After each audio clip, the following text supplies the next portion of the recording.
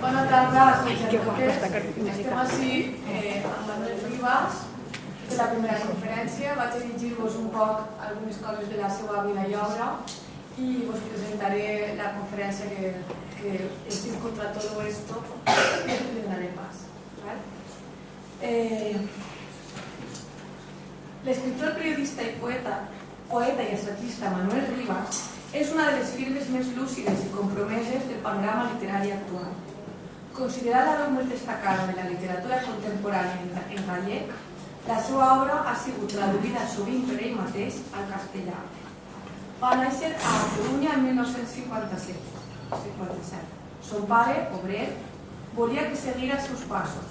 Sa mare, lletera, li va aconsellar seguir un treball en el qual no es mullava, així que li va fer cas a ella i es va obstinar a estudiar.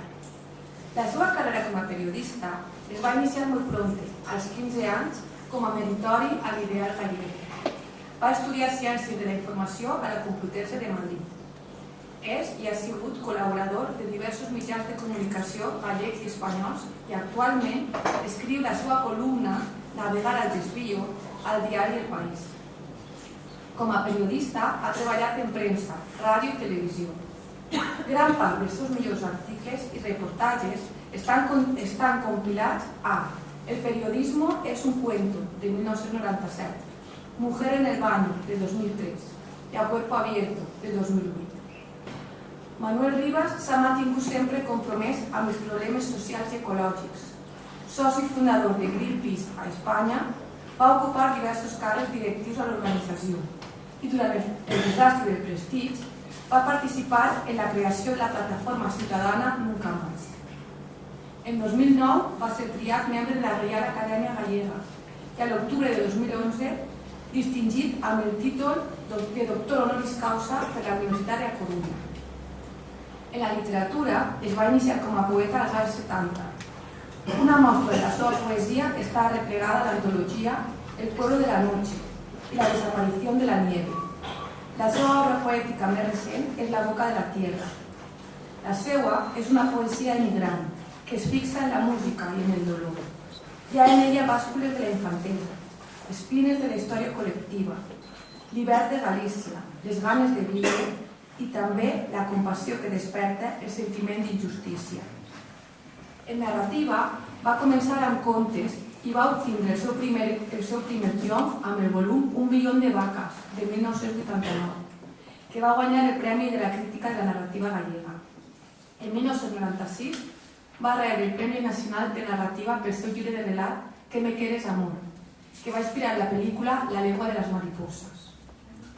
El lápiz del carpintero, de 1998, va guanyar una sèrie de premis, entre els quals destaca el de la crítica. Ha sigut traduïda a més de 30 llengües i va ser portada al cine per Anton Reixa. Los libros arden mal, del 2006, considerada com una de les grans obres de la literatura gallega, va guanyar el Premi de la Crítica de Narrativa en gallec i va ser triada llibre de l'any pels llibres de Madrid. Todo es silencio, del 2010, va ser finalista al Premi Jamet de novel·la negra policíaca i ha sigut portada al cine per José Luis Cuerda. Lo más extraño reuneix els contes escrits entre 1990 i 2011. En 2012 publica Las voces bajas, on es cabussa en la seva infantesa i en la de la seva germana Maria, com a testimonis de la supervivència familiar durant el franquisme. El seu premi de la crítica més recent, El último día de Terranova, de 2015, és una novel·la que relata la trajectòria espanyola des de la postguerra i la transició, prenent com a punt de partida la vida d'una libreria a la Corunya, amenaçada per el tancament. Dramaturg per El héroe, de 2006, va ser finalista al Goya per el guió de la pel·lícula Todo es silencio, en 2013. Si us doneu compte, té un ample recorregut literari en tots els gèneres i ara vaig llegir en castellà per introduir un poc l'últim llibre, molt interessant, a mi per m'agrada molt, i us parlo un poc y después ya os dice Emanuel. Desde los 90 hay una larga tradición ensayística en la mochila de Manuel Ribas, con obras que hibridan periodismo y ensayo. Su último libro, Contra todo esto, subtitulado Un manifiesto rebelde, se inaugura con un alegato. El primer paso para detectar una injusticia es que comparezca el sentido de la vergüenza. Y culmina con aforismos como el siguiente: de leer cotilleos, lo mínimo un Marcel Proust. Entre ambos se suceden 9 inmersiones en todas las crisis que atenazan al autor. En la periodística escribe contra averías de viejos vicios. En los telediarios estamos en la fase paleolítica de la transición y de novedosas tecnologías. La alianza de esas nuevas maquinarias de poder y control de las mentes aliadas con los viejos inventos. También se detiene la crisis ecológica. Lo que hoy está ocurriendo en el mar se asemeja a las grandes matanzas de bisontes de América en el siglo XIX, o el feminicidio. La virilidad tóxica va asociada a un poder boludo matón, que solo sabe dominar. En contra de todo esto, se abrazan política y literatura, el Quijote y la operación pública, la ley que multa el deslucimiento del mobiliario urbano. Un banco es la única patria que tiene mucha gente.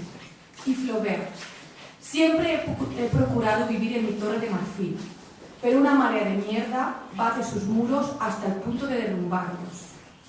Hay también homenajes a la asesinada activista hondureña Berta Cáceres y a la despedida cajera del supermercado coruñés donde Manuel Rivas hace la compra. La canallocracia, término acuñado por la poesía de Rubén Darío, parece ser el adjetivo que mejor describe todo esto. Todo esto es descivilización, todo esto es retroceso y rearme, todo esto es la Inquisición contra la mujer, todo esto es la domesticación del intelectual. ¿Están dispuestos a luchar contra todo esto? Del paso. De 4 años.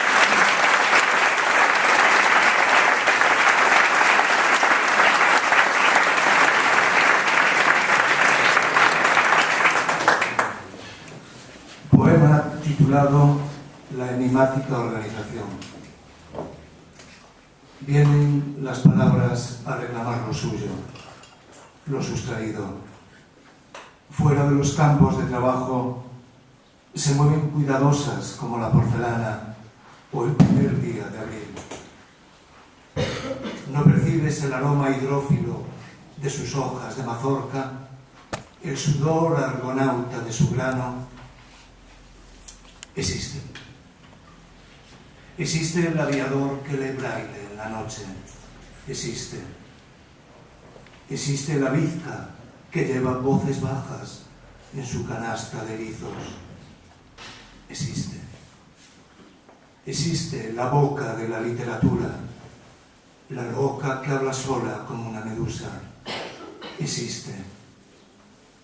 Existe la boca del pozo que enjambra, pulposa, mal hablada, protegiendo a los suyos.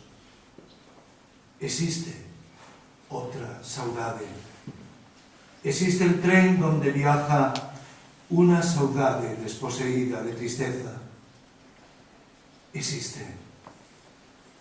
Duermen las palabras bajo el Alzheimer de los puentes. En las alcantarillas se desarrolla la historia. Los falsos testigos torturan a los poemas. En el tormento de la asfixia pierden el aire, la valiosa información. Se salvarán los que simulen la muerte en un esplendor de hierba, o los que recuerden un romance de ciego donde todo se cuenta sin esperanza y sin miedo, o aquellos que rescaten la enigmática organización de las palabras en vivo. Bueno, gracias por la compañía. Hoy estoy aquí feliz de Muro del Hall y en este lugar, en esta biblioteca. Muchísimas gracias a Mari Carmen Villaplana por esta introducción.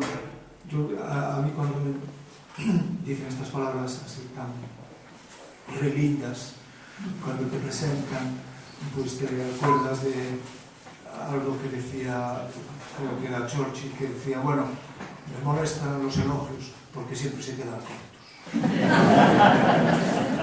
Y entonces, bueno, muchísimas gracias, de verdad. Y creo que está muy bien contado, ¿no? Lo fundamental. Y es que fui a tomar una horchata, estaba algo fría. Entonces, fui a confesar. Estaba buenísima. Y bueno, también muchísimas gracias a quienes han organizado esta fiesta del libro, ¿no? Y en este lugar, yo creo que cuando entras en un sitio, cuando viajas y vas a una ciudad, a una vila, detectas inmediatamente si hay o no una buena biblioteca. Es decir, normalmente lo primero es si detectas o no si hay buenas tabernas, ¿no?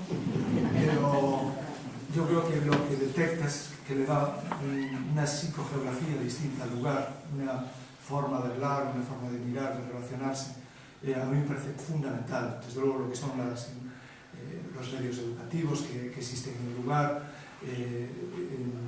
la memoria también, la emoción de la gente, y lo son fundamental, es algo fundamental los lugares, los espacios comunes.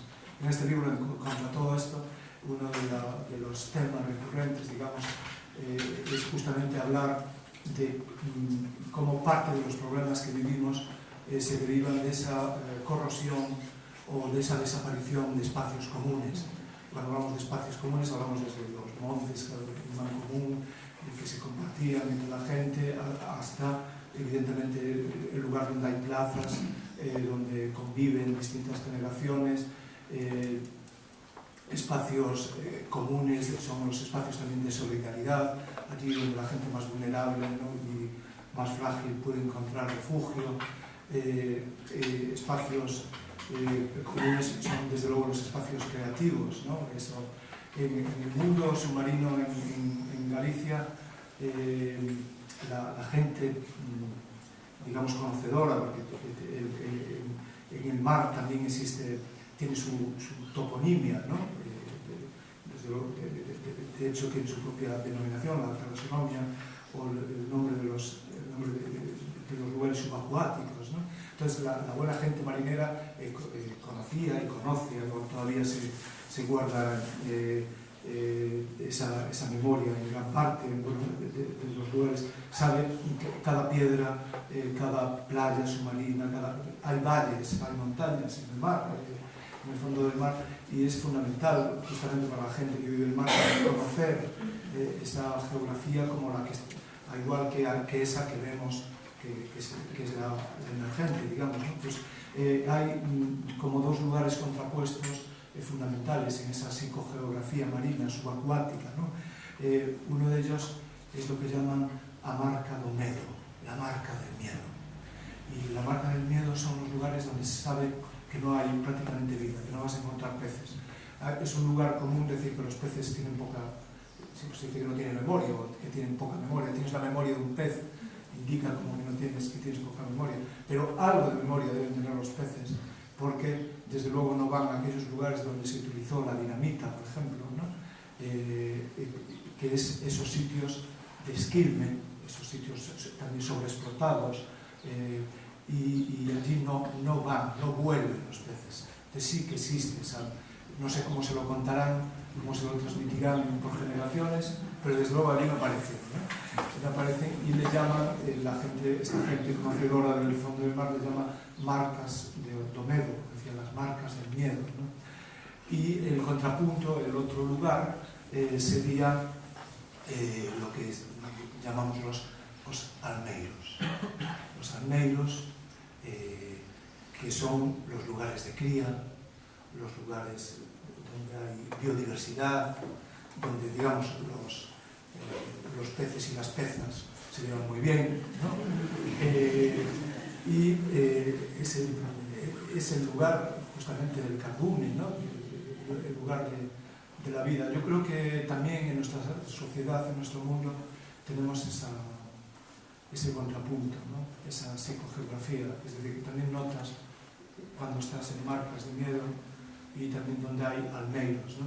Es evidente que aquí esta biblioteca es un almeiro y que dice mucho del lugar, ¿no? donde estamos. Las bibliotecas, creo que hay que hacer un elogio permanente de las bibliotecas públicas sobre todo, ¿no? Porque son de los pocos, hablando de espacios comunes, de los pocos lugares donde se encuentra gente mayor y gente muy joven, ¿no?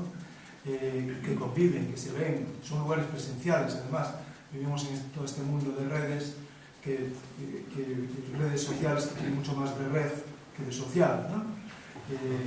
Y en cambio, en estos lugares presenciales, como bibliotecas, vemos gente de distintas ideologías, gente de distinto género, gente, es de los primeros lugares donde acuden. Yo creo que es muy significativo las personas que se sienten náufragas o que se sienten perdidas o que necesitan ayuda, ¿no? Yo he vivido en diferentes ciudades y siempre me llamó la atención eso. Vas a la biblioteca y es donde acuden los inmigrantes, donde acuden las personas que tienen algún problema que no lo han resuelto, y siempre aparece alguien, siempre aparece un puente, un hilo, ¿no? Entonces, pues bueno, al hablar también de esta forma de las bibliotecas, de esos espacios, lugares comunes, presenciales, pues estoy hablando también del otro lado de todo esto, ¿no? Porque claro, titular un libro contra todo esto, dice, pero este debe ser del partido apocalíptico, ¿no? Parece que va contra el mundo, ¿no? Tengo un amigo que se llama Suso Soto, que es músico y le gusta mucho comenzar los conciertos, es muy punky y siempre comienza contra el mundo, ¿no? Y toda la gente aplaude, vamos contra el mundo. Bueno, pues claro, contra todo esto es todo esto, ¿no? Digamos que el arranque, al hablar del libro, yo lo que voy a intentar hablar realmente es lo que pienso de la literatura y lo que pienso de la vida, ¿no? Que es lo importante. El libro aquí es un lugar de rebeldía, es un lugar de resistencia, es un lugar insurgente, digamos, porque está hecho con palabras que se quisieron levantar del suelo, pero no me siento muy cómodo, digamos, haciendo un spot, un largo spot publicitario de un libro, ¿no? Como decía el autor, he venido a hablar de mi libro. Pues no, yo voy a intentar no hablar de mi libro, voy a hablar de las cosas que están en el libro y en otros libros, porque para mí, cuando te pregunto, bueno, ¿y qué libro destacarías de lo que escribiste, ¿no? Esa pregunta terrible de a quién quieres más, ¿no? Y realmente, para mí, existe un libro, vas escribiendo un libro, ¿no? Son como escalones diferentes o como círculos, mejor dicho, serían círculos concéntricos, ¿no? Que si no hubiera escrito un poema hace tiempo, cuando era adolescente, que se llamaba O pan negro, que eran recuerdos de cosas que me contaban mis padres de los tiempos de hambre, de los 48, 49, ¿no? Hambre también había habido antes, pero esos años hubo mucho hambre. Y escribí ese poema pensando desde la memoria de un niño que comía pan blanco, ¿no? Todo el tiempo. Entonces, hablando de ese pan blanco, si no hubiera escrito ese primer poema, no podría hacer un relato que se llama La lengua de las mariposas. Y si no hubiera escrito La lengua de las mariposas, no podría hacer una novela que se titula El lápiz del carpintero, y si no escribiera El lápiz del carpintero, no escribiría Los libros salen mal, y si no escribiera, pues tampoco escribiría estas obras anteriores, tampoco escribiría esta. Es una acumulación. Yo creo que hay un momento, desde luego el momento de la escritura, el momento en que trabajas, digamos, a escondidas con las palabras, esa relación íntima, ¿no? Esa relación, en principio, literaria, ¿no? Cuando trabajas con una novela, yo estaba, cuando decidí hacer este libro, estaba trabajando con una obra de ficción. Es un momento, el momento, realmente la patria, o matria, yo prefiero hablar de matria, del escritor o de la escritora, en ese momento es esa mesa donde escribes, ¿no? El lugar donde estás escribiendo, es esa relación con las palabras que a veces no quieren decir, a veces se esconden, están heridas, sufren también contaminación, están como fumigadas, al igual que la naturaleza, por herbicidas y por pesticidas. También el lenguaje, las palabras también sufren esto, ¿no? Me alegró mucho ver otro detalle aquí, este contrapunto de ver palabras pintadas en los balcones, ¿no? Y me acordé, me parece una iniciativa maravillosa. Me acordé de una historia que contaba, al verlas, contaba Marc Chagall sus memorias. Marc Chagall vivió la revolución del 17, soviética, simpatizó con ella, la apoyó. Él tenía un taller de pintura en una localidad que no era la gran capital, que no era Moscú, y abrió ese taller de pintura y de grabado, lo abrió para la gente del lugar, toda la gente que tuviera inquietud artística o quisiera aprender y que pasara por allí. Y entonces, como se aproximaba el primero de mayo, digamos, que se iba a celebrar en condiciones de insurgencia, de vivir la excitación y la alegría de una revolución, ¿no? De haber derrumbado un viejo orden absolutista. Entonces prepararon con mucho cariño ese primer primero de mayo, ¿no? Esa primera primavera de la revolución, y una de las personas que acudió al taller de Chagall se repartieron así sábanas y pintó un caballo verde, un caballo de colores. Y entonces los otros se quedaron mirando y nosotros dijeron, ¿qué caballo más bonito? Entonces se pusieron todos a pintar caballos. Uno un caballo rojo, otro un caballo violeta, a pintar todos caballos, ¿no? Y colgaron de los balcones, el 1 de mayo, pusieron los caballos. Estaban todos los balcones del pueblo llenos de caballos, ¿no? De caballos de colores. Y iba la gente a la manifestación toda contenta, mirando por los balcones y dicen, aquel es el mío, el rojo, y iban todos felices viendo caballos en los balcones y de colores, ¿no? Bueno, la segunda parte de la historia es más triste, ¿no? Tiene que ver con todo esto. Aparece todo esto porque aparecen unos comisarios que vienen de Moscú y le dicen a Chagall, el próximo 1 de mayo no podéis pintar caballos. Y entonces les llevó las fotos de los líderes, ¿no? Y aparecieron y tuvieron que pintaron las fotos de los dirigentes, entre los que el más guapo era Stalin, como sabéis. Entonces lo colocaron en los balcones. Me contaba Chagall, dice, fue el 1 de mayo más triste que recordaba. Iba todo el mundo mirando así de rojo y tal, y diciendo, ¿dónde están los caballos? ¿Dónde están los caballos? Claro, eso me recuerda una historia que me contaba siempre mi madre de los pueblos. Yo lo que estoy hablando es de la boca de la literatura, es decir, cómo veo la realidad, cómo veo la literatura, cómo va surgiendo, y es mi forma de hablar, así un poco. Le decía un amuno a la Gincana, ustedes los gallegos hablan con curvas. Yo también voy dando unos cuantos curvas. Entonces, en relación con este no era un caballo, me contaba mi madre una historia de estas en las que oyes la boca de la literatura, cuando te la están contando.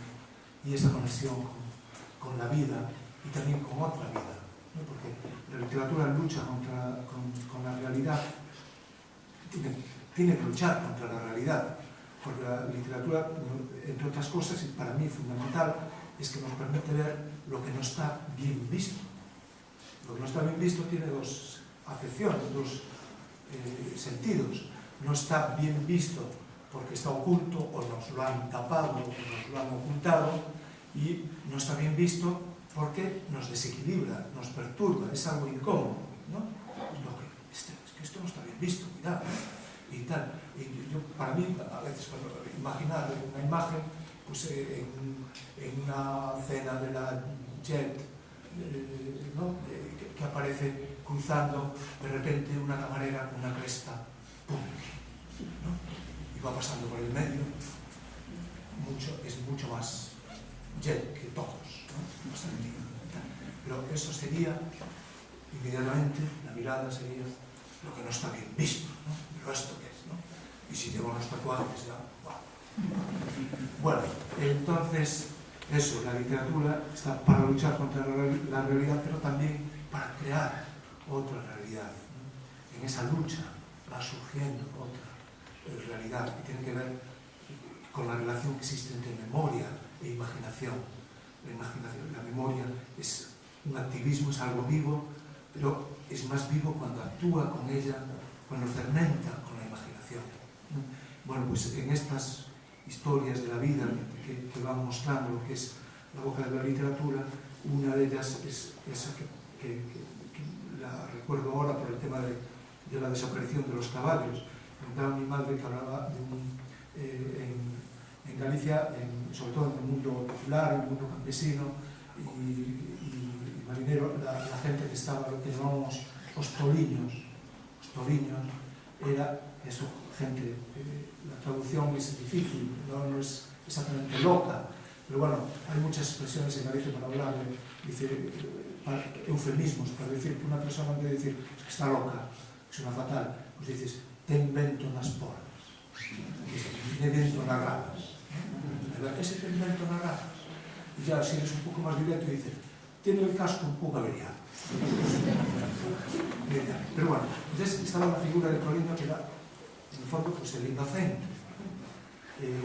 Bueno, en mi literatura aparecen muchas figuras, un personaje que se llama Don Modán, que representa de alguna forma lo no corrupto también, la inocencia, ¿no? Pero había este Don Modán en la aldea donde nació mi madre, que se llama Corpo Santo. Entonces decía que estaba en la iglesia y el cura, cuando se subía, como dice una vecina mía, cuando se subía al pálpito, pues cuando se subía al pálpito, pues decía, a veces explicaba lo de la Santísima Trinidad, ¿no? Que esto lo resolvieron aquí los poderes rápidamente. Existen tres poderes diferentes y un solo poder verdadero, ¿no? La Santísima Trinidad. Pero en términos religiosos, pues el hombre explicaba, podía haber hecho como otro cura mucho más simpático que había en Carballiño, que decía, Santísima Trinidad es o nabo, a naviña e o grelo, ¿no? Es la misma planta, ¿no? Entonces la gente entendía rápidamente la Santísima Trinidad. Pero este otro hombre lo explicaba. Está el Padre que es el gran Dios, poderoso, con sus barbas y tal. Está el Hijo, que es sacrificado, que también ahí una vez insistió mucho, sacrificado no por vuestra culpa. Y decía mi madre, hasta que la señora Dosino un día le dijo, mire señor cura, el Cristo ya estaba así cuando lo trajeron. Toda enfadada, ya se acabó la paciencia. Bueno, pues entonces después decía, está el Padre, el Hijo y el Espíritu Santo. Entonces Otolino, decía, son eu, soy yo. El cura lo miraba atravesado. Y entonces ya la tercera vez que dijo, son eu, dice, mira, tú no eres el Espíritu Santo. Tú estás como una cabra, estás loca. Entonces, no digas son eu cada vez que hablo del Espíritu Santo. Tienes que estar callado, porque tú no eres el Espíritu Santo. El Espíritu Santo era como una paloma, ¿no? Y entonces vuelve el siguiente domingo, el Toliño vuelve allí y se reafirma en su identidad.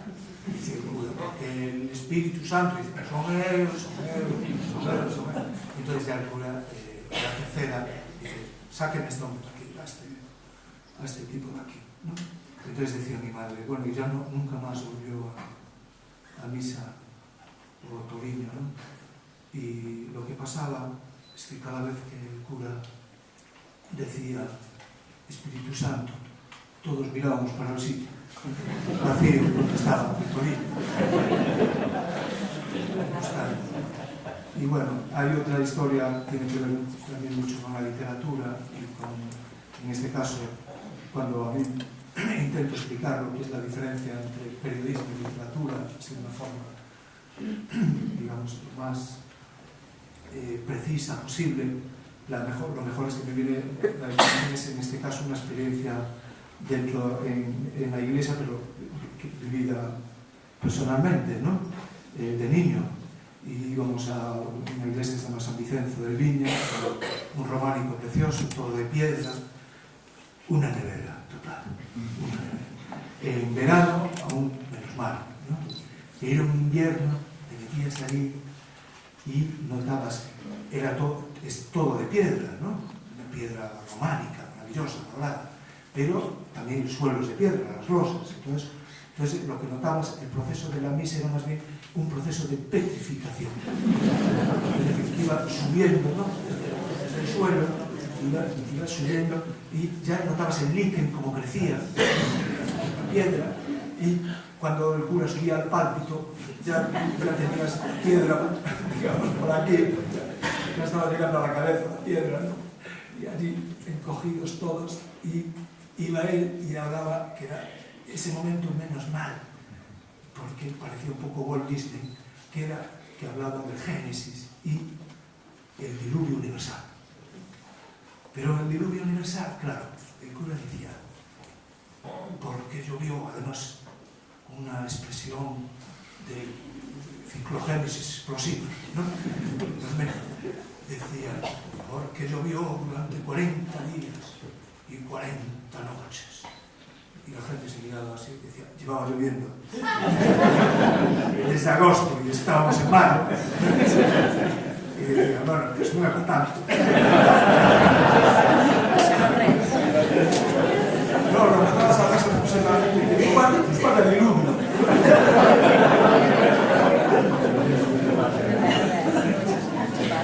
Entonces, ahí había el otro momento que viene de periodismo y literatura, que era cuando decía el cura. Entonces, cuando Noé percibió, notó que le pareció que desapaciguaba, ¿no? Que dejaba de llover o llovía menos intensamente y tal, pues soltó una paloma y un cuervo. Entonces nosotros, cuando te hablan de los animales, es una cosa seria, ¿no? Quedabas así atento, y volvió la paloma con una rama de olivo en el pico, y supo Noé que tal y cual se bajaba del pálpito, y claro, y todos quedábamos diciendo, ¡yo corvo! No decía nada, ninguna información del cuento. Dejaba la historia así, y yo creo que hay que saber acabar los cuentos, ¿no? Entonces, ¿qué pasó? Y salíamos, y es verdad que en esta zona, que es los alrededores de Coruña, pues ahí, veíamos al cuervo.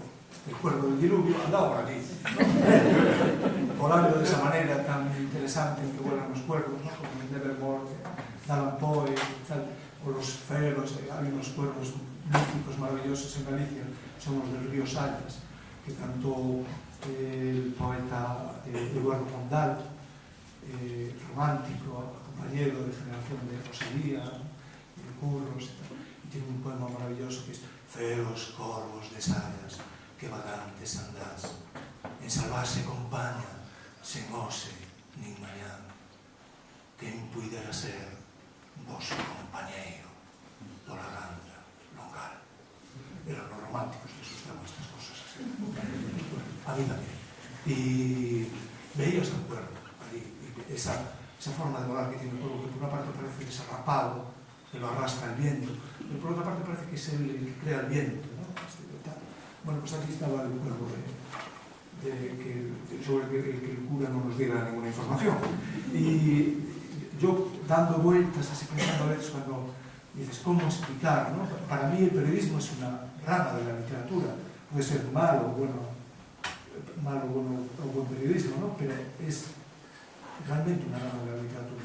Podemos buscar matices, es decir, marcas de distinción que tendrían que ver con la presencia de la realidad. Es decir, los personajes del periodismo evidentemente tienen que tener, un carnet de identidad o un certificado de náufrago o algo que responde, ¿no?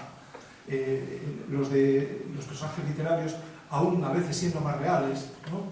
está claro que nuestra realidad forma parte desde Ulises, Hamlet, el Quijote, son personajes más reales que los reyes de su época, ¿no?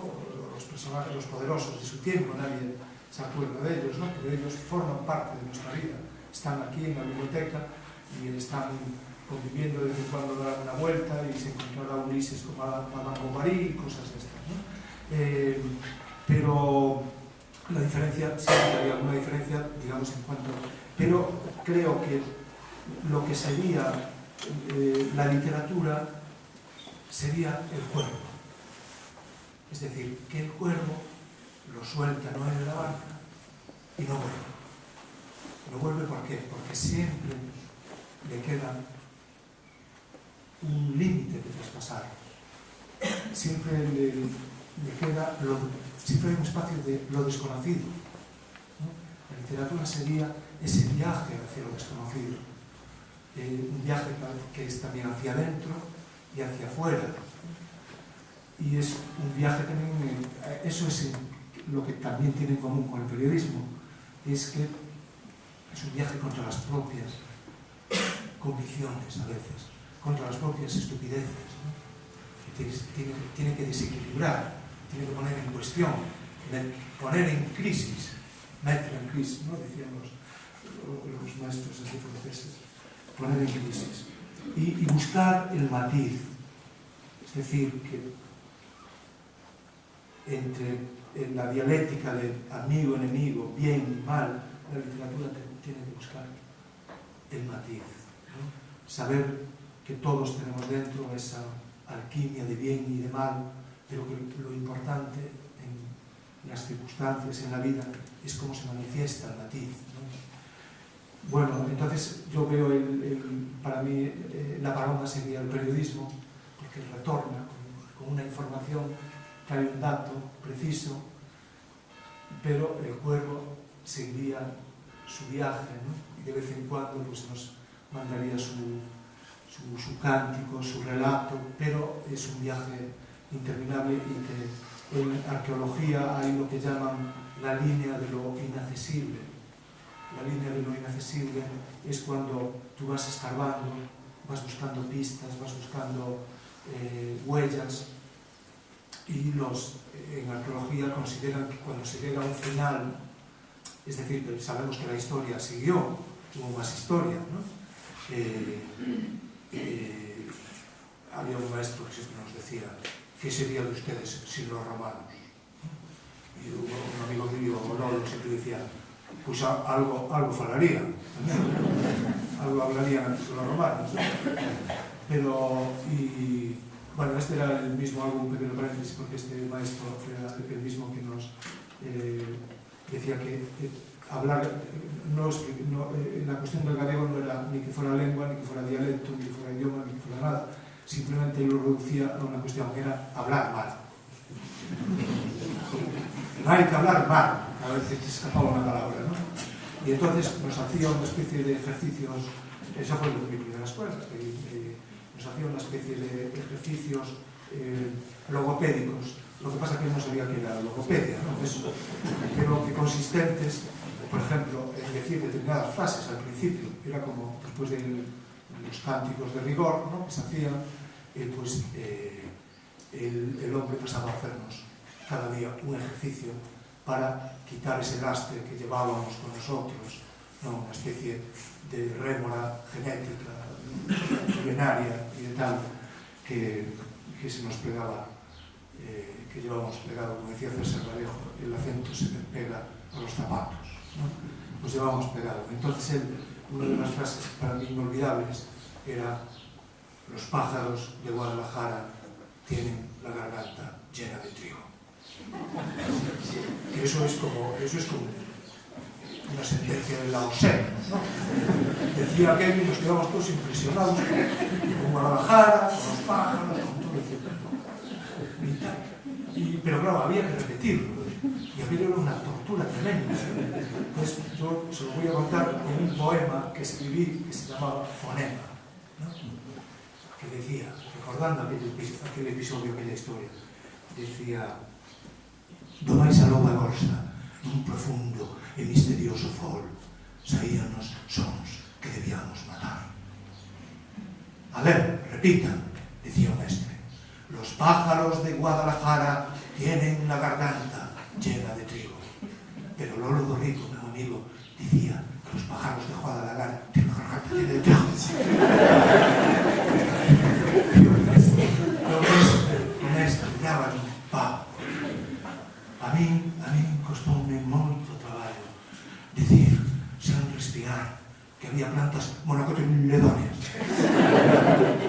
Pero non dei sabido de que familia era, se é que a tiña o toso que douraba os montes de Galicia.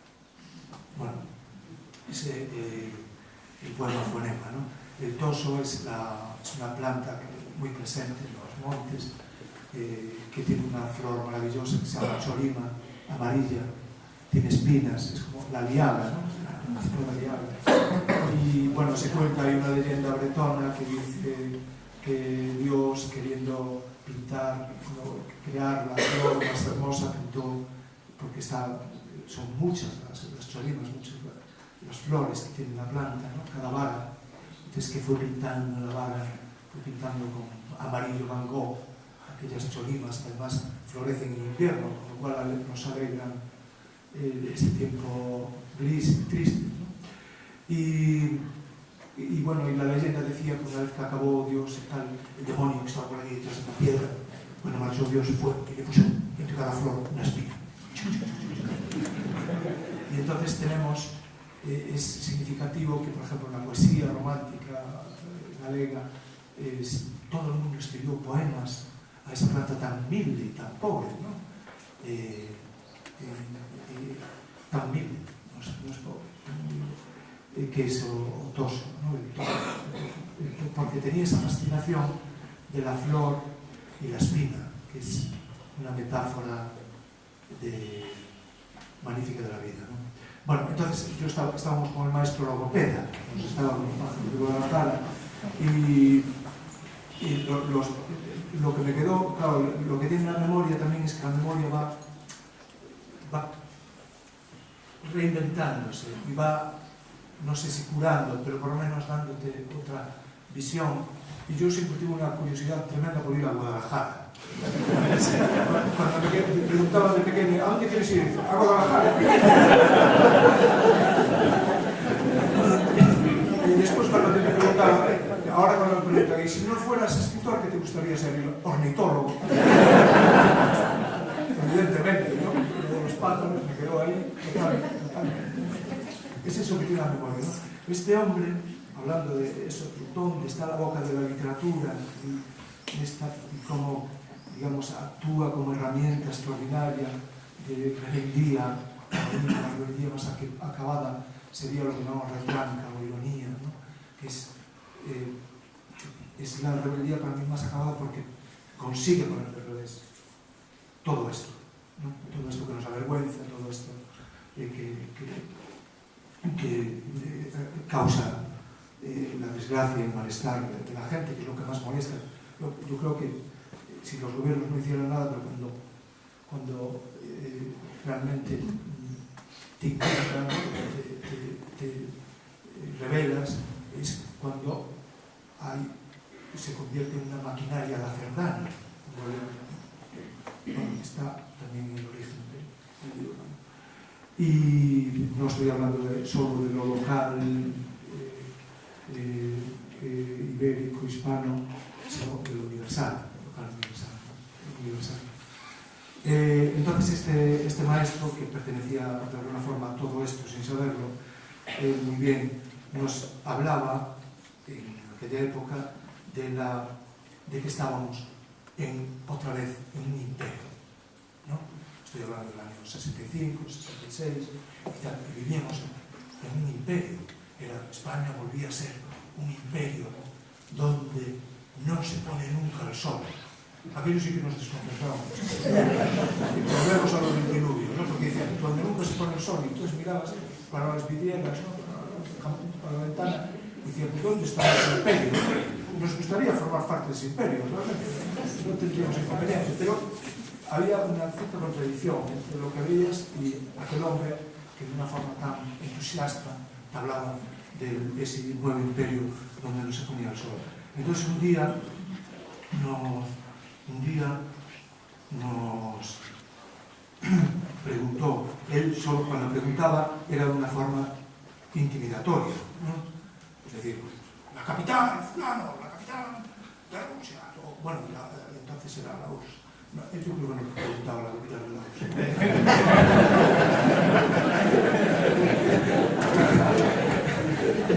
Preguntaba la capital de Venezuela, y cuánto es tal y tal, ¿no? Y te señalaba con la regla y te quedabas así con esta. Pero un día, de una forma, sin una regla en la mano, inusualmente amable, nos preguntó: ¿y ustedes qué quieren ser de mayores? Y nos quedamos todos callados, silencio, mirándonos así de reojo, ¿no? Porque claro, lo había preguntado con amabilidad. Y nosotros pensamos, ¿qué es lo que pretende? ¿Qué hay detrás de esta pregunta, ¿no? Realmente, ¿qué hay? Y entonces, siempre, nosotros todos callados aquí. No queríamos saber nada, ¿no? Y entonces siempre hay una persona valiente, en todas partes.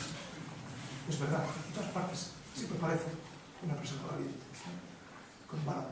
Y allí apareció Antón, que pocos días antes de marcharse con su familia para Inglaterra, entonces levantó la mano allí atrás, pelirrojo, Antón, y dice: emigrantes.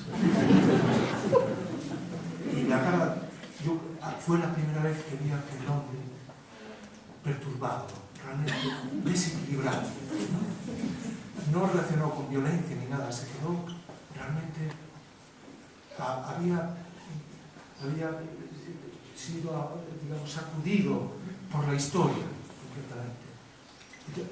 Por eso dije, ahora, con el paso del tiempo, digo, la boca de la literatura, era Antón diciendo, emigrantes, contestando de aquella forma.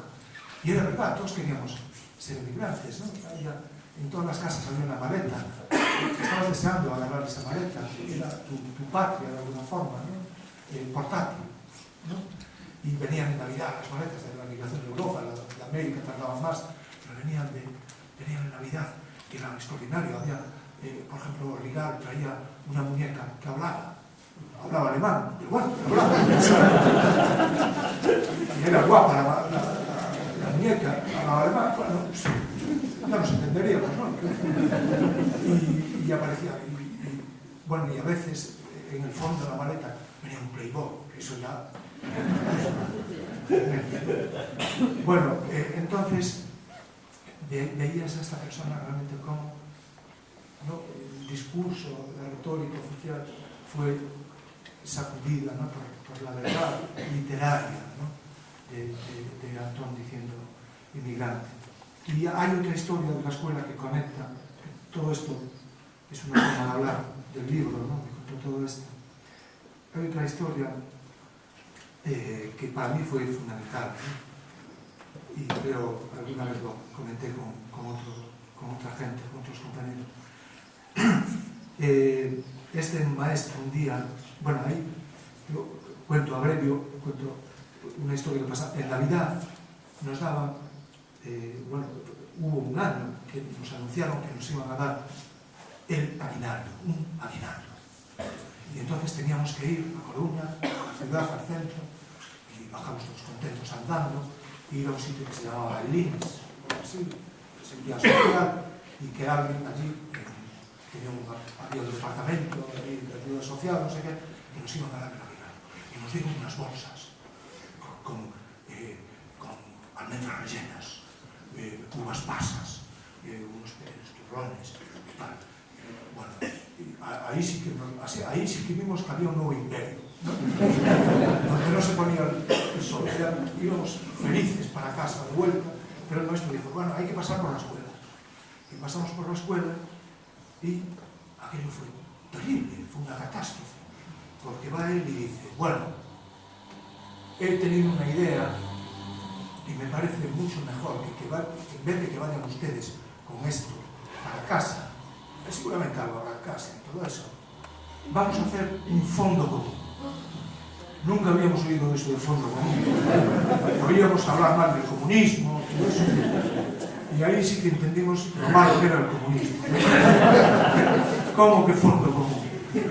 Todos horrorizados mirando cómo iba recogiendo las bolsas y montando un montón. Y dije, pero esto era terrible, era un apocalipsis aquí. Y todos aquí mirando. Y dice, durante el curso vamos a ir utilizando el fondo común, dale con el fondo común, para la gente que va respondiendo mejor a las preguntas y todo esto, va a tener su compensación, ¿no? A cada uno según sus capacidades. Y quedamos realmente frustrados. Aquello sí que nos quedó ahí, el rencor dentro. Ahí, ¿no? Ahí sí que no perdonamos aquel expolio que nos hicieron, ¿no? Entonces empezó, claro, la cosa después se empezó el curso y más o menos iba bien al principio, ¿no? Respondía, todo el mundo respondiendo. A ver, capitán Argentina, todo, Buenos Aires, porque te daba una almendra. La capital de tal. Había unas peleas participativas, ¿no? Pero fue pasando el tiempo y, claro, los productos perecederos se va produciendo una metamorfosis, ¿no? En la naturaleza.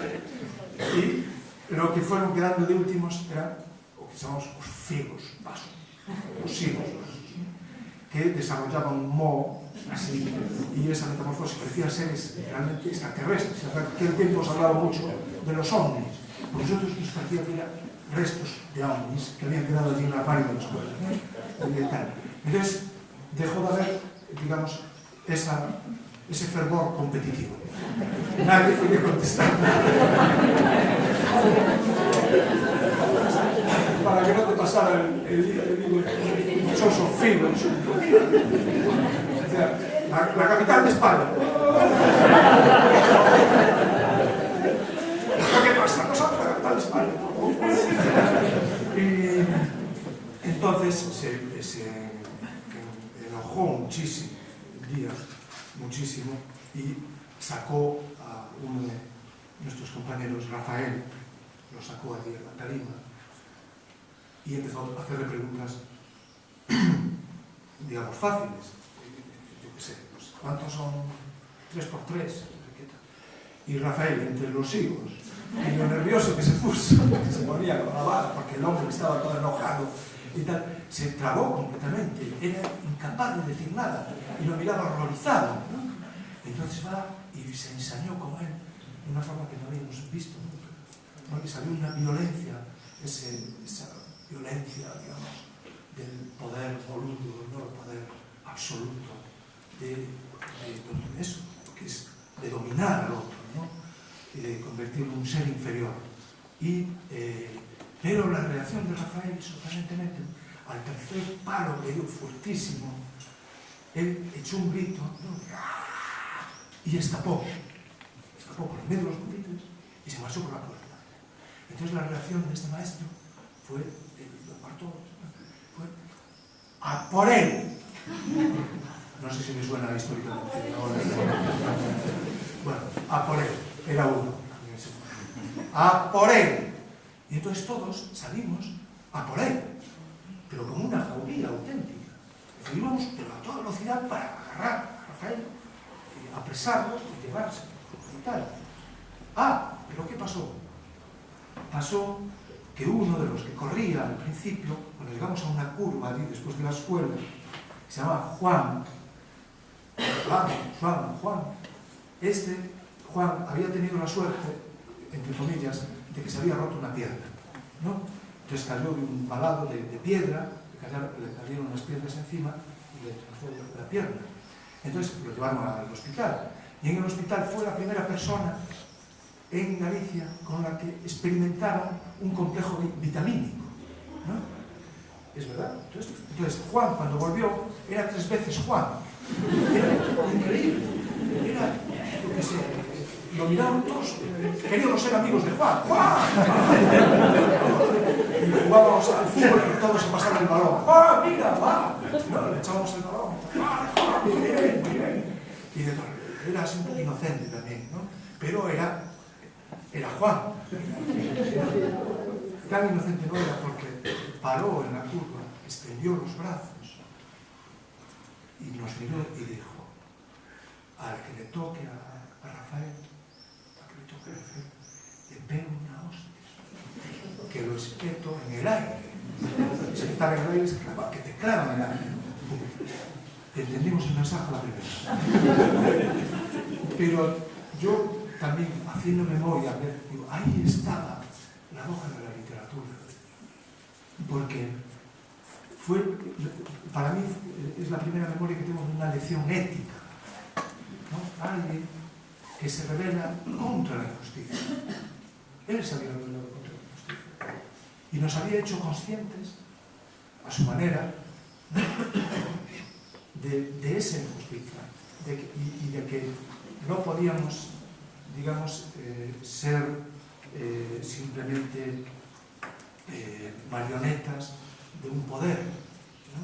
De poder, digamos, ser instrumentos de dominación sobre los demás, ¿no? Y esa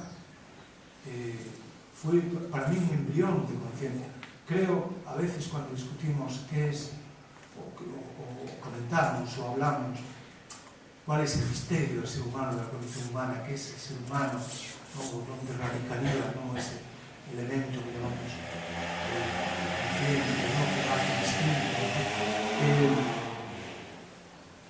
la respuesta muchas veces es: el ser humano habla, es el ser que habla, ¿no? Muy común. Bueno, hoy sabemos que todos los animales hablan, ¿no? A su manera también. Lo que pasa es que no los entendemos, claro. O algo entendemos, pero sí que hay una transmisión, y a veces compleja, bastante compleja, ¿no? En los cánticos, en el mundo submarino, a través de ondas, hay esa forma de transmisión, de aviso, como hay también la rebeldía animal, ¿no? La historia está por contar, esa historia de la rebeldía animal frente a la injusticia, ¿no? Y sería, por ejemplo, en este libro lo encarna Moby Dick. Es Moby Dick quien cuenta su historia. Moby Dick es la última ballena que tiene nombre, porque está produciéndose la expansión de la caza industrial de la ballena, ¿no? Entonces esa lucha que se interpreta a veces solo en términos digamos, metafísicos, del ajá obsesionado, ¿no? con un objeto del deseo, realmente si lo vemos desde otra perspectiva sería la insurgencia de la naturaleza que se revela contra su destrucción, ¿no? También. Y entonces en tenemos eso de los animales, el animal que habla, los otros animales hablan también. Cuando se habla del ser racional, dices, bueno, esto es racional. Primero, hay otros seres que también tienen su hemisferio racional, a su manera, que utilizan herramientas, que utilizan tal, que tienen su estrategia de supervivencia, y el racional sabemos además que ese ser racional fue capaz de hacerlo de Hiroshima, de hacerlo Auschwitz, ¿no?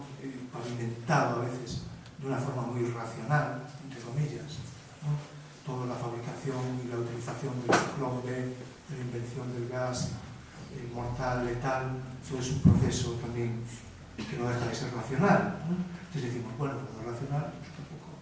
Entonces, ¿con qué podemos quedarnos? Yo creo que con esa idea de sentir vergüenza. Sentir vergüenza es levantar la cabeza del papel y ver algo, ver que te han sustraído la línea del horizonte. Que lo que hablábamos, si la humanidad lleva tiempo, lleva siglos hablando de utopía, de repente desaparece del vocabulario, del diccionario prácticamente.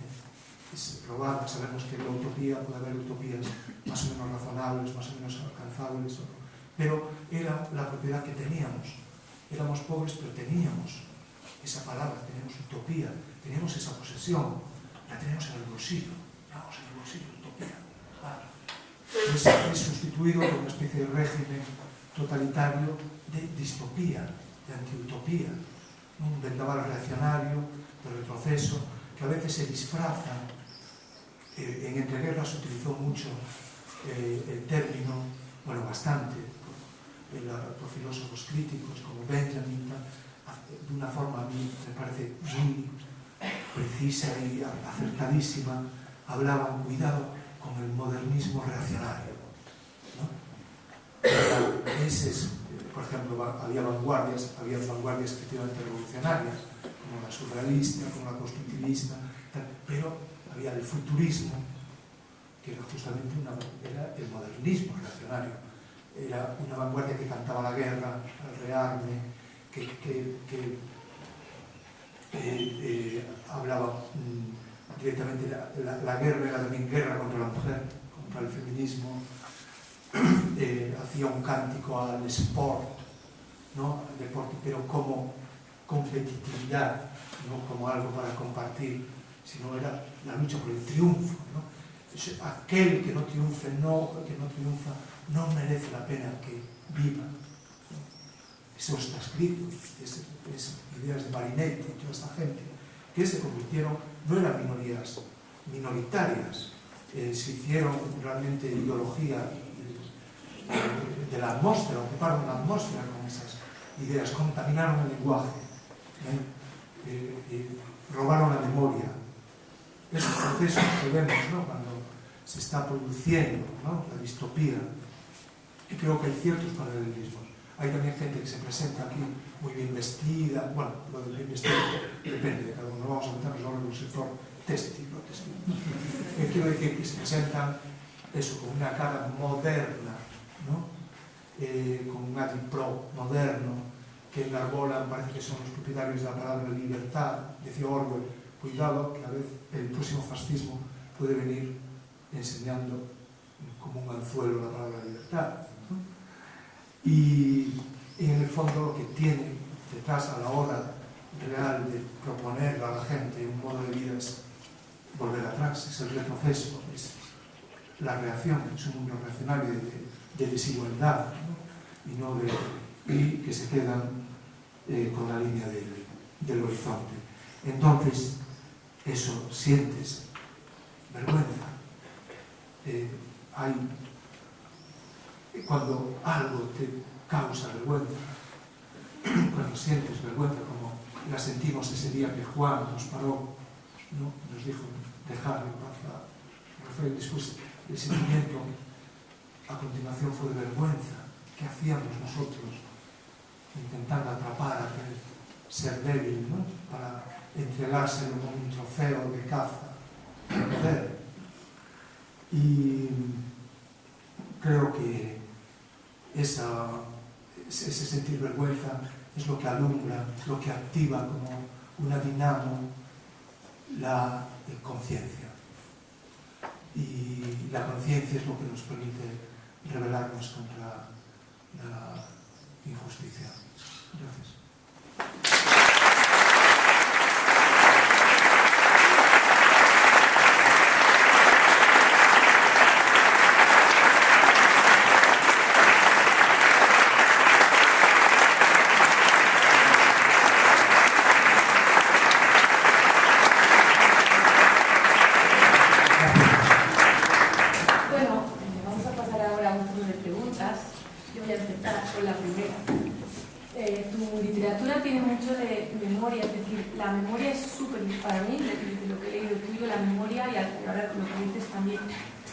Esa memoria del pueblo, esa memoria que parece que sea como muy de Galicia, muy local, y sin embargo tiene ese carácter universal. Para mí creo que es algo que llega a todo el mundo. ¿Qué hace universal la memoria del pueblo? Sí, antes cité a Benjamin, ¿no? Él tiene una idea que me parece tan fértil, ¿no? Como tantas ideas que tiene. Él habla de un acuerdo secreto entre generaciones. Ese acuerdo secreto entre generaciones sería la transmisión, digamos, de chispas de esperanza, ¿no? Entre otras cosas. él asocia, por ejemplo, sus tesis de la historia, dicen, quizá, ¿qué es la felicidad? Eso tan, ¿no? Tan difícil, a veces, incluso que te causa miedo, porque son esas grandes palabras que a veces te pones a la defensiva, ¿no? La felicidad. Tengo un amigo portugués que siempre le pregunto, ¿qué tal estás? Y dice, óptimo. Y entonces ve que me quedo callado y dice, infelizmente óptimo. Para que compensar un poco, ¿no? Para no abusar de tanto optimismo. Y entonces esas palabras, ¿no? Que hay que tener mucho cuidado con ellas. Pero yo decía que quizá lo que más se parece a la felicidad es cuando se produce un rescate de la esperanza. Y el rescate de la esperanza se produce gracias a la memoria. Es decir, vemos en la historia momentos de esperanza, ¿no? Y aquí tenemos memorias, momentos de esperanza, ¿no? En que se hicieron en poco tiempo muchas cosas, ¿no? Por la dignidad y por la libertad. Y entonces, yo qué sé, por citar un rescate de la esperanza, pues la institución libre de la enseñanza, ¿no? Algo en lo que estaríamos de acuerdo, pues dices eso y ahora sientes en el paladar algo parecido a la felicidad. Esos momentos en que la gente consigue, un pueblo, construir esos espacios de esperanza y donde compartir, ¿no? Y donde se une el yo, que es muy importante, o los pronombres personales singulares, digamos. Es fundamental, yo creo, tener claro hoy en día la importancia de las libertades individuales, pero son también libertades solidarias, ¿no? Que no pierden esa otra visión frente a la visión, digamos, de neoliberal, de que la única libertad, digamos, es la libertad de depredar, ¿no? Aquel que tiene poder para ejercer esa libertad. Entonces, la memoria sería ese camino, ¿no? Es activista, no es un depósito decimos en gallego, fallado, de desván. Es un activismo, la memoria se pone en movimiento si realmente la gente desea ese acuerdo entre generaciones, ¿no?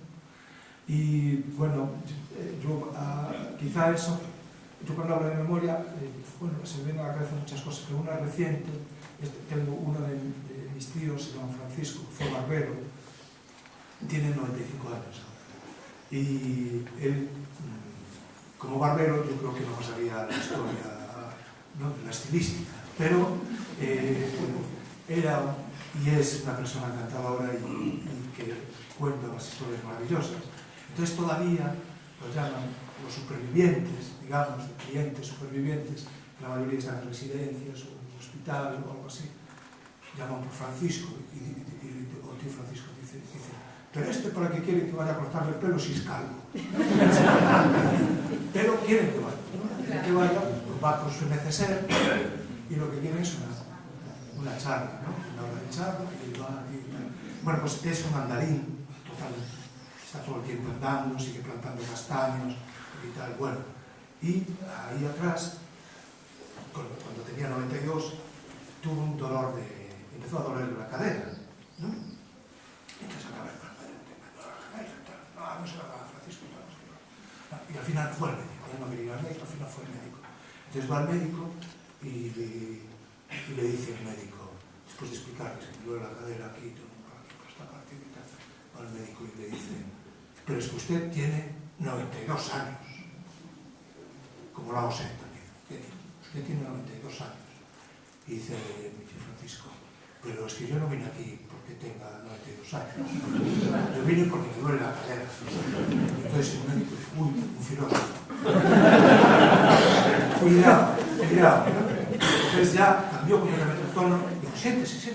Entonces, no, es que claro, estuvimos hablando, no, yo lo que quería decir es que por lo que me cuenta, claro, usted tiene un poco todo, no todos, pero bastantes naipes, claro, de la baraja.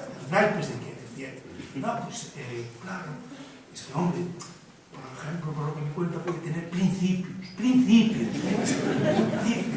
de aceite, con perdón. Y claro, esto que me cuenta, de que algo de temblor y tal, puede ser principios de Parkinson. Pues apúnteme Parkinson. Porque con el Parkinson, pues decir, ¿por qué? Porque voy con una copa, con el vaso de vino y me cae, pero sé dónde está la botella.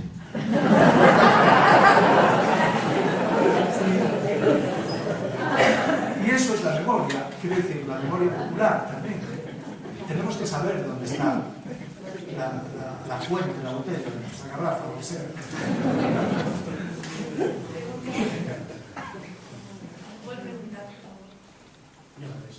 Buenas tardes. Bueno, y gracias por estar ahí. Buenas tardes. ¿Nos podéis recomendar algún uso del todo del turismo, ¿no?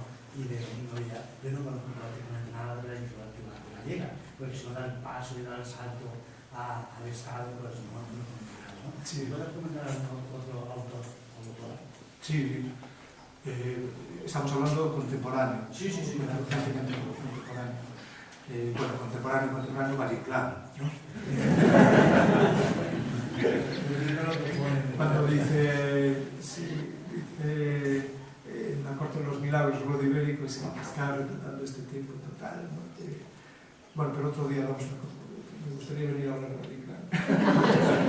Pero dice, hay un personaje que dice, pero este cochino gobierno hasta se mete con las copas, ¿no? Tiene que ver con los raperos y todo esto. Ya lo cuento ahí. Bueno, pues sí que hay, es una pena que yo creo que las tareas que desgraciadamente no se hicieron en esta transición tan controvertida es esa comunicación, ¿no? El compartir, ¿no? Y además y ver la diversidad como una riqueza, igual que en la naturaleza la biodiversidad. En cambio hay más a veces en lo cultural, es más bioperversidad que biodiversidad, ¿no? Hay compartimentos muy estancos y que se difunde, se intercambia poco. Yo creo que tendríamos que hacer más contrabando. No paso otras sustancias, pero contrabando sí que tendríamos que hacer, ¿no? Y entonces, el contrabando de libros.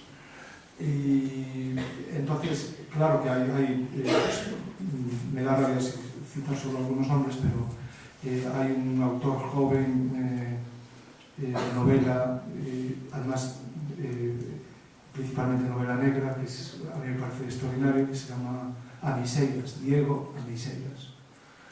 Hay una generación poética, bueno, hay una escritora que es Yolanda Zúñiga, de novela también, que es maravillosa, ¿no? Hay una generación poética de mujeres que yo creo que nunca se había dado desde el medievo, que se contaban los cancioneiros galaico-portugueses, que aparecen 300 nombres, siempre son nombres masculinos, pero hoy en día sabemos, sospechamos que detrás de esos nombres masculinos hay poemas de mujeres, porque lo ves, ¿no? Lo sientes, ¿no? Pero digamos, hoy, en los tiempos de hoy, hay esa eclosión maravillosa podríamos dar muchos nombres de poetas, ¿no? Como Yolanda Gastán en este caso, Dolores Tembrás, bueno, si quieres después comentamos más nombres, pero sí que vivimos un momento, en otras cosas yo creo que no van tan bien las cosas, pero en las factorías, digamos, de la creación, en los cultivos así de la creación, sí que estamos viviendo tiempos interesantes, porque es una cultura que se hizo en la resistencia. Entonces, aunque tengas paradójicamente poderes autonómicos que nacieron de la lucha de mucha gente que tenía conciencia y que tenía sensibilidad cultural que murió en el exilio, como Castelao, o que murió asesinada como tantas y tantos, ¿no? Entre ellos Alessandro Bóveda, y que tanto hizo, ¿no?, por la cultura y la autonomía de Galicia, y es terrible que esté usurpado ese poder por gente que rema contra su propia cultura, ¿no? Una pregunta, a ver, quería saber tu opinión, siguiendo la metáfora que has comentado muchas veces, la imagen esta de la boca de la literatura, ¿deberíamos o podríamos ver la boca de la literatura en el hecho de que hoy se haya aceptado en el puerto de Valencia un barco que iba a la deriva por el Mediterráneo, una deriva social? Sí, o bueno, de pequeña literatura, vaya. Yo, desde luego, me dio una alegría tremenda porque después de esto que hablamos de sentir vergüenza, lo que sientes por primera vez, o bueno, por primera vez en mucho tiempo, me refiero, lo contrario, ¿no? Una sensación de orgullo, ¿no? De eso, de que un país y de un puerto como Valencia que se convierte en un lugar de refugio y de acogida, ¿no? Yo creo que mejor metáfora real sería difícil encontrarla, ¿no? Porque dentro de esta distopía, dentro de este proceso que vemos de retroceso en el mundo, ¿no?, hacia los tiempos duros que contó Dickens y todo eso, realmente la gente peor tratada y hay una política, entre comillas, que se caracteriza por la fabricación del enemigo, ¿no?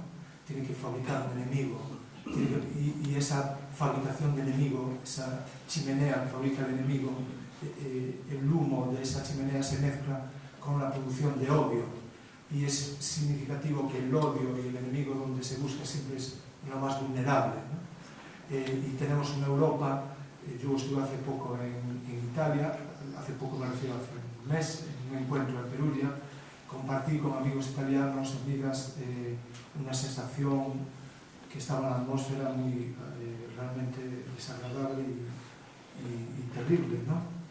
La sensación es cuando notas que algo que pensabas que era marginal va ocupando, va contaminando, es una mancha que va ocupando las conciencias, ¿no? Va alimentando de indiferencia.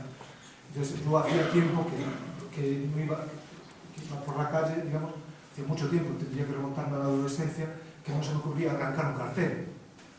Y estos días pasabas y veías carteles, ¿no?, de ir haciendo las maletas y no a emigrar y tal, y yo no me aguanté más y puse a arrancar un cartel porque se me parece algo terrible, ¿no? Digamos, focalizar el enemigo en la gente que lo que está buscando es lo que ha buscado. Todos somos inmigrantes y emigrantes, ¿no? Si hablamos, parte de nuestra memoria tendría que tener un papel fundamental en esa condición de migrantes, igual que en Italia, ¿no?, que es un país de migrantes, a América, a Norteamérica, a muchas partes, ¿no? Y entonces claro que habla la boca de la literatura, y yo creo que también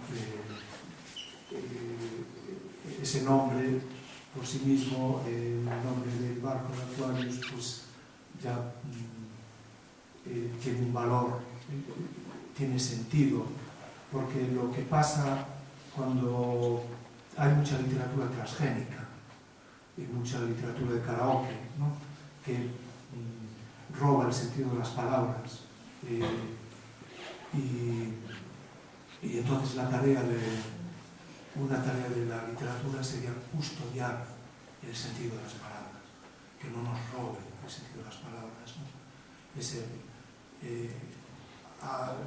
Hace poco un delegado del gobierno de Galicia hubo una carga bastante brutal e injustificada absolutamente, porque no estaba habiendo violencia ni nada, y entonces al día siguiente, pues, por una vez se le preguntó, pero ¿cómo dio la orden de carga y todo? Bueno, no fue propiamente una carga, fue un desplazamiento de la masa manifestante. Sí. Bueno. ¿Alguna otra pregunta?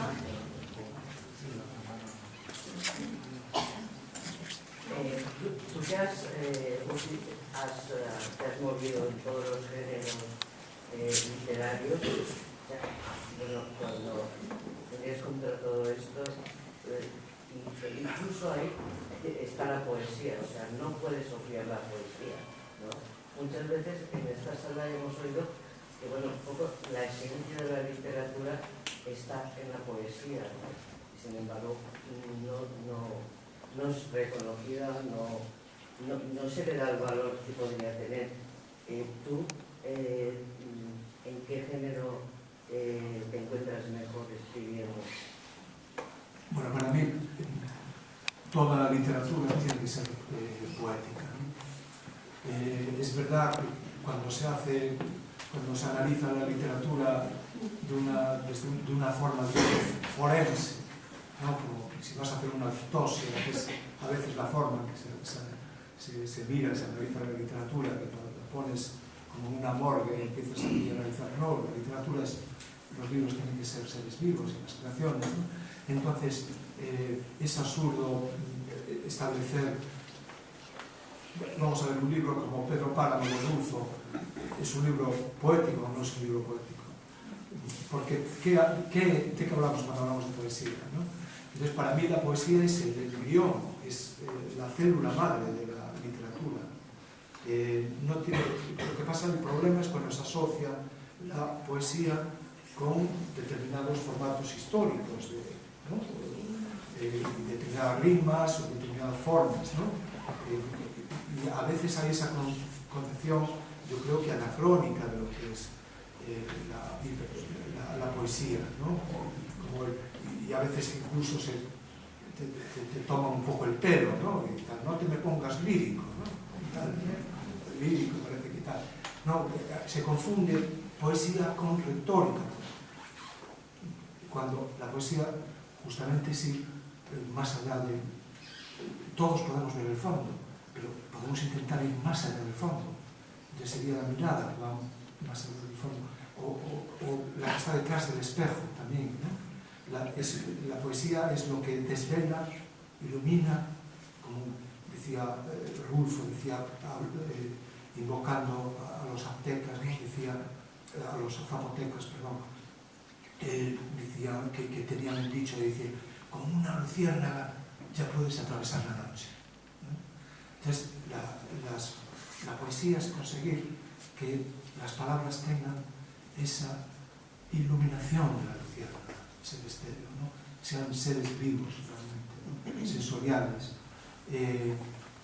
y tiene que ver con la mirada, esa mirada que hablábamos antes de ver lo que no está bien visto, ¿no?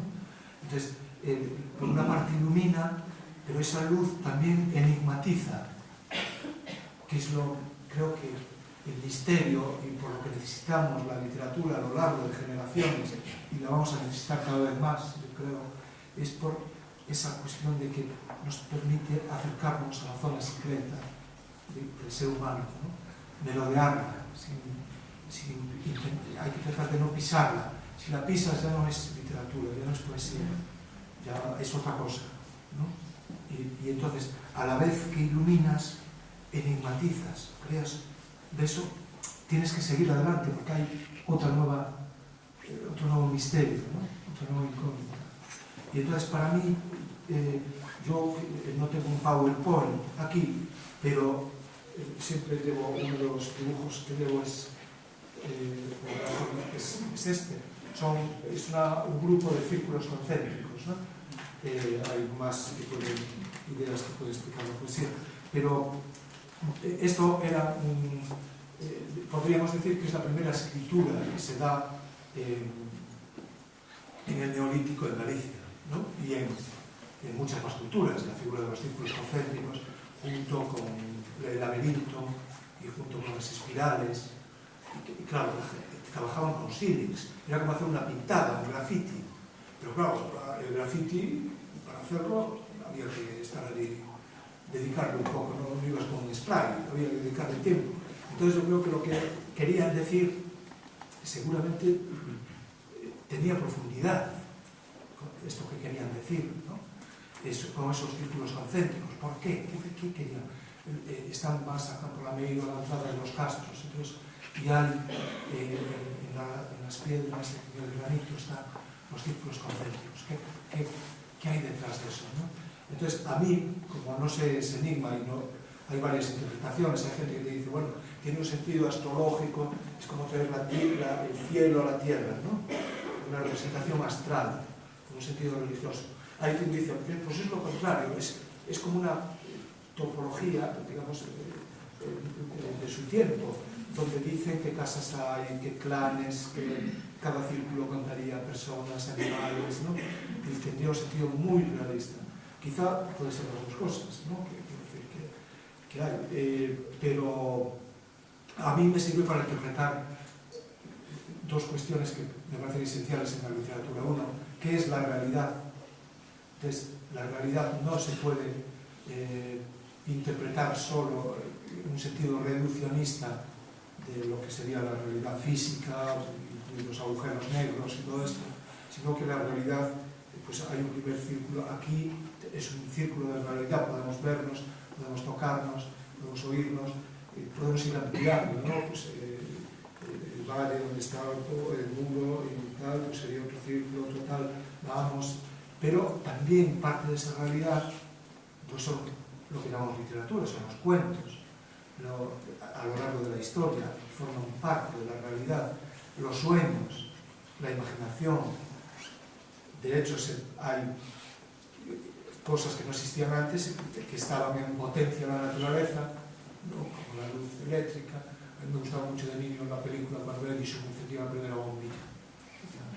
Bueno, pues, pero ya estaba ahí, estaba la naturaleza, fue la imaginación la que la hizo alumbrar, ¿no? Entonces forma parte de la realidad.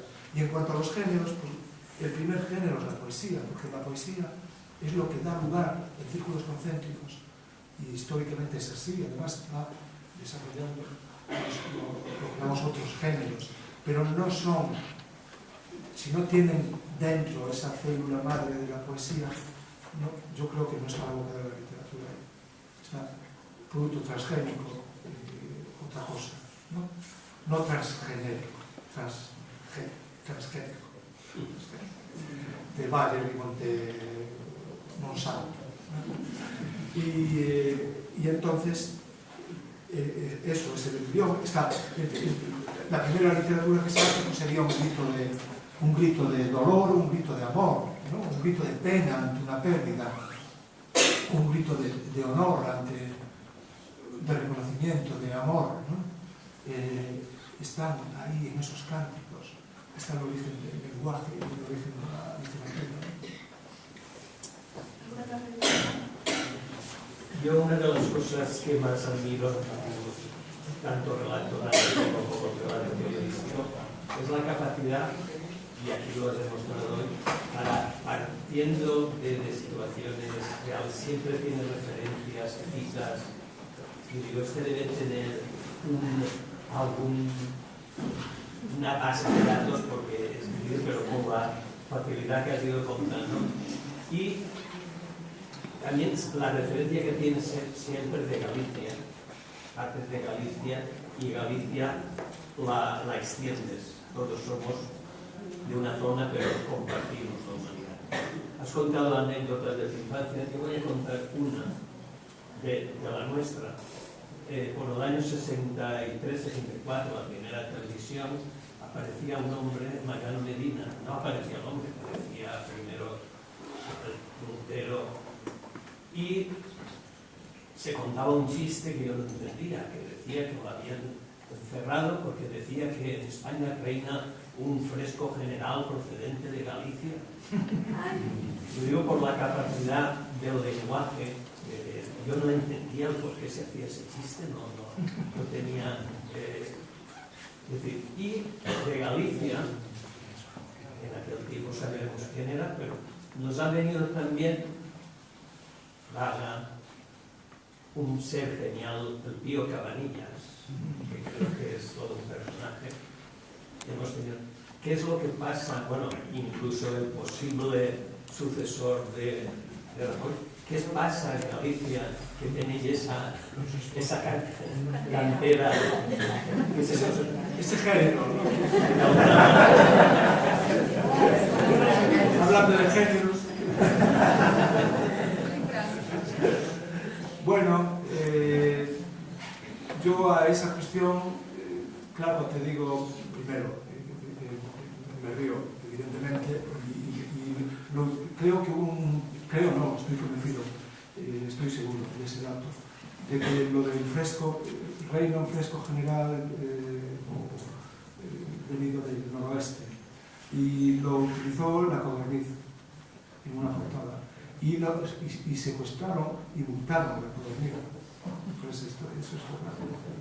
Pues sí, es decir, que parece que entendieron la indirecta, ¿no? ¿Sabes?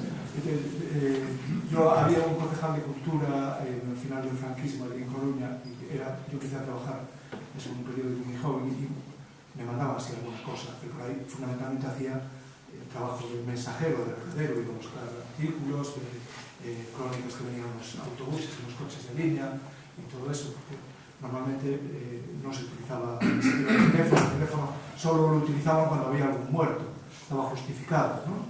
Y si había algún muerto, y a los corresponsables solo le pagaban también si en la noticia había un muerto, un duro por un muerto, ¿no? Bueno, pero me mandaron a hacer una información donde había un concejal de cultura, deportes y todo esto, y como se empezaba a hablar de la transición, de democracia, de que había que tal, y entonces quien estaba de alcalde en ese momento, pues les dijo, era la mujer Berta Tapia de Falange, y les dijo, aquí hay que moverse, porque esto va a cambiar, aquí va a pasar algo, hay que moverse y tenemos que ganarnos a la gente, porque si hay elecciones, a ver qué va a pasar. Igual nos chingan fuera, ¿no? Y igual la gente dice, ¿qué va a haber? No vamos a echar fuera, tal. Pero al final se hicieron, había que hacer un proceso participativo y tal. Entonces los de cultura pidió ideas que el ayuntamiento iba a apoyar, iba a dar medios y tal para iniciativas culturales. Y entonces hubo una reunión, efectivamente enviaron, dijeron, bueno, pues vamos a mandar, a ver qué pasa, si pasa algo y tal. La gente en general, pues grupos de teatro, asociaciones y tal, enviaron a ver si caía por casualidad algo, por azar. Y entonces este hombre convocó una reunión y empezó un discurso y dijo, estamos asombrados, es extraordinaria la cantidad de ideas que hay en esta ciudad. Es que no nos sospechábamos esto, es increíble. Pero viva esta ciudad y cómo mandan las propuestas que hicieron para hacer verbenas en los barrios en vez de una sola en el centro, y todo esto de los, incluso hacer algo de ópera, no sé qué, tal. Dice, está todo de maravilla. Pero claro, también hay alguna cosa, porque por ejemplo, esto que propone, había un grupo que se llama Teatro Circo, esto que proponen los de Teatro Circo, representar la hostiada. Y va este Teatro Circo que estaba lleno de celular de tanta de no es la hostiada, es la orestiada. Y va al concejal y dice, pues todavía peor. Y entonces, no decir, mira, rompiendo, digamos, lazos y puentes. Mira, X. El monstruo que todos llevamos dentro, tú lo llevas por fuera. Y va el tío y dice, si empezamos con indirectas,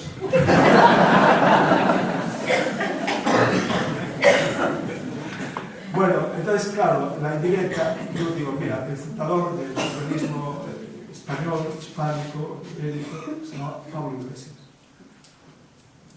El fundador, el que llamaba apóstol del anarquismo, Ricardo Mella, nació en Vigo. Pablo Iglesias nació en Ferrol.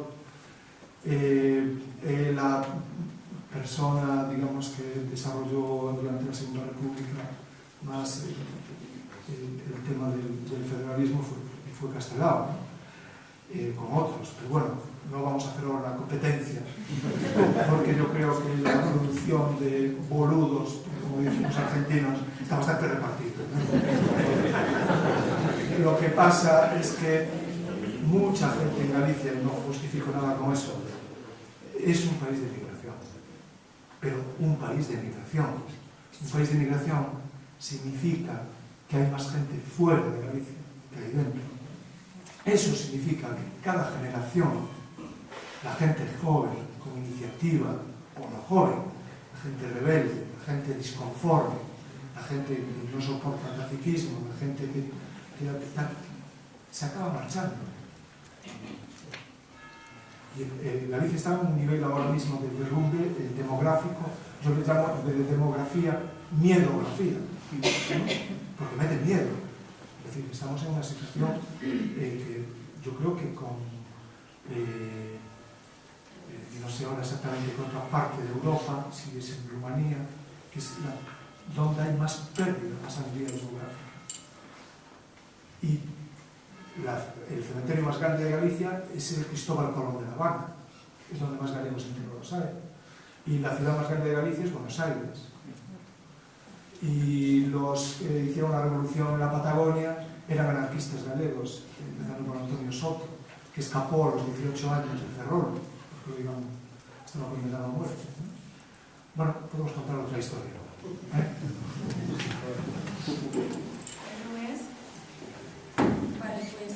A continuació, Manuel Rivas signarà els exemplars de les seves obres i recordeu que demà a les 8:15 tindrà lloc la conferència Multiplicar la vida a càrrec de l'escriptor Manuel Bauxalli. Us esperem. Fins demà.